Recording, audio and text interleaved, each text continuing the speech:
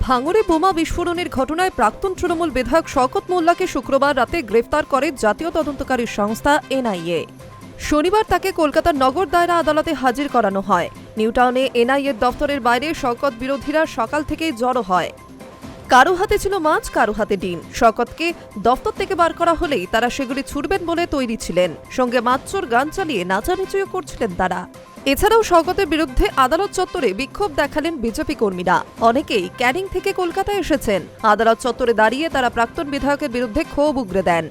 শওকতের ফাঁসির দাবি জানিয়েছেন তারা। শনিবার দুপুরে শওকতকে নিয়ে এনআইএর গাড়ি রওনা দেয়। প্রথমে তাকে স্বাস্থ্য পরীক্ষার জন্য নিয়ে যাওয়া হয় বিধাননগর হাসপাতালে। গাড়ি দেখে বিক্ষুব্ধরা ক্ষোভ উগরে দিয়েছিলেন। অনেকে গাড়ির পিছন পিছন ছুটতে শুরু করেন। গাড়ির বন্ধ জানালার কাচ চাপড়াতেও দেখা যায় বিক্ষোভকারীদের। বিধাননগর থেকে শওকতকে নিয়ে আদালতে যান তদন্তকারীরা। আদালত চত্বর থেকে এক বিজেপি কর্মী জানান, আমরা শওকত মোল্লার ফাঁসি চাই। অনেক অত্যাচার করেছেন উনি। আমরা 15 বছর ধরে কোনো বিচার পাইনি। পুলিশের কাছে যেতেও ভয় পেতাম। কোথাও কোনো অভিযোগ দায়ের করা হয়নি। আমরা বিজেপি করে বলে আমাদের অনেক মারধর করেছে। পাশাপাশি আরও বেশ কয়েকজন জানিয়েছেন, 2021, 24, 26 সালে ভোটের আগে আমাকে তুলে নিয়ে মেরেছে ওরা। মাথায় মুখে সেলাই পড়েছে। এই ধরনের বিভিন্ন অভিযোগ করেন বিজেপি কর্মীরা। ভাঙড়ে বিস্ফোরণ কাণ্ডে দীর্ঘদিন ধরে শওকতকে খুঁজছিল এনআইএ। দুদিন আগে তাকে ফেরার ঘোষণা করা হয়। এর মধ্যে শওকত বাংলাদেশে পালানোর ছক কষেছিলেন বলেই অভিযোগ। দক্ষিণ 24 পরগনার সীমান্ত সংলগ্ন চুনাখালীর কাছে তাকে দেখা গিয়েছিল।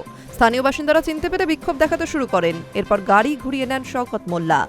অবশেষে শুক্রবার চিংড়িঘাটা এলাকা থেকে তাকে গ্রেফতার করা হয়। সূত্রের দাবি, তিনি আত্মসমর্পণ করতে এনআইএ দফতরেই যাচ্ছিলেন। সেই পথে তাকে গ্রেফতার করা হয়।